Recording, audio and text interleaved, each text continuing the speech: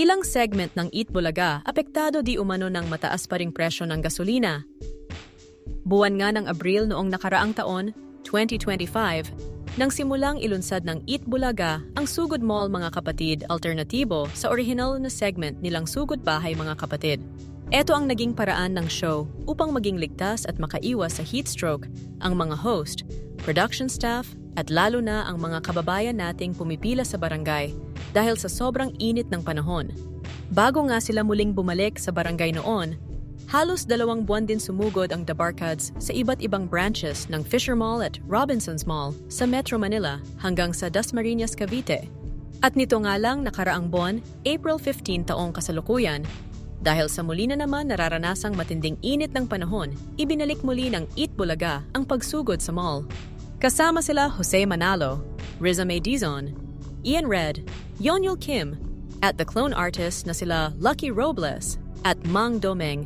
Hinatid nila ang papremyo sa mga Dabarkads sa Robinsons Mall, Malabon at sa iba pang Karatig Mall sa Metro Manila at Pampanga. Pero kapansin-pansin nga sa mga taga-subaybay ng Eat Bulaga na hindi kagaya noong nakaraang taon na 1 linggo silang sumusugod sa mall hanggang sa matapos ang tag-init na panahon. Ngayong taon nga ay ilang beses na lang sila sa 1 linggo kung magsagawa ng Sugod Mall. At para punan nga ang oras tuwing araw na walang sugod, inilunsad nila ang Sugod Bahay mga Kapatid Summer Olympics na talagang kinakaaliwan ng mga manonood. At sa pagtawag na lang isinasagawa ang pagbibigay ng papremyo sa maswerteng mapipiling home winner. Dahil nga dyan, nagkaroon ng iba't ibang mga haka-haka ang mga netizens.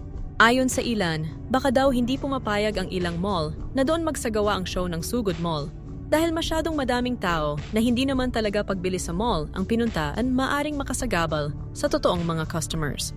Para naman sa iba, baka daw masyado nang magastos ang pagsugod mall ng Eat Bulaga, kaya nila ito tinigil.